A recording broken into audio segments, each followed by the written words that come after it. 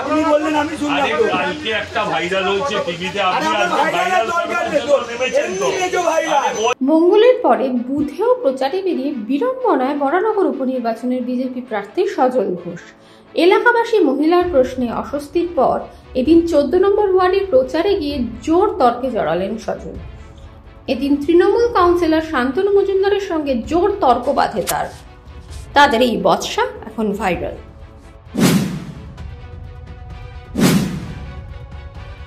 ব্যক্তিগত স্বাধীনতা আছে যাওয়া এখনো অব্দি চাইনি, শুভেচ্ছা জানাই। আর আপনি বলেছেন সামনেবার আপনি আমার সিপিএম এর প্রার্থী হিসেবে তিনটে দল বললে একটা দল বাদ যাবে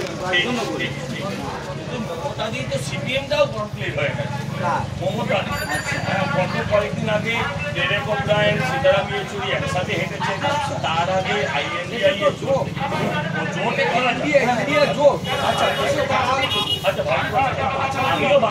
বলতে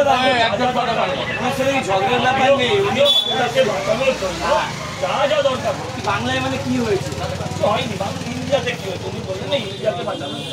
আপনাদের তো একটা দুটো জিনিস ইস্যু, এগুলো নিয়ে আপনারা করুন। আমাদের কাছে হাজার ইস্যু আছে, আপনি করুন। আপনার কাছে সন্দেশ খালি যেমন আছে, আমাদের কাছে উন্নাও হাতরাস আছে।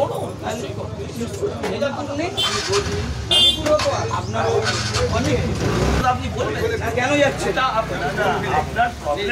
আপনি এখানে দেখেছেন রাস্তাঘাট, জল, আলো, এই ওয়ার্ডের কোনো প্রবলেম দেখলেন? আমি তো আপনার কথা বলিনি, এখন দেখলে নিশ্চয়ই জানো। Thank you so much. আপনি ঢুকেছেন কেন? আপনি সারা রাত দিন রাত পড়ে থাকুন এখানে, আপনি মাইনাস। এখানে মাইনাস। আমি কি অভদ্র বললাম? আমি আপনাকে অভদ্রের সাথে বললাম? আমি অত্যন্ত ভদ্রভাবে বলছি, আপনি একজন কাউন্সিলর তো। আরে আমিও তো কাউন্সিলর। আমি আমাকে এখনো বলি আপনি একজন কাউন্সিলর, আমিও একজন কাউন্সিলর। আপনাকে আমি যেভাবে ভদ্রভাবে কথা বলছি আর আপনি যেভাবে বলছেন এটা এক্সপেক্টেড না। আপনি বয়সেও নিশ্চিত থাকুন, আপনি হারবেন। চৌঠা জুন আপনি হারবেন। আপনি হারবো। ভারত মাতা শুনতে হবে তো, শুনতে হবে তো। আপনি যে দলের আপনার সাথে কথা বলছি,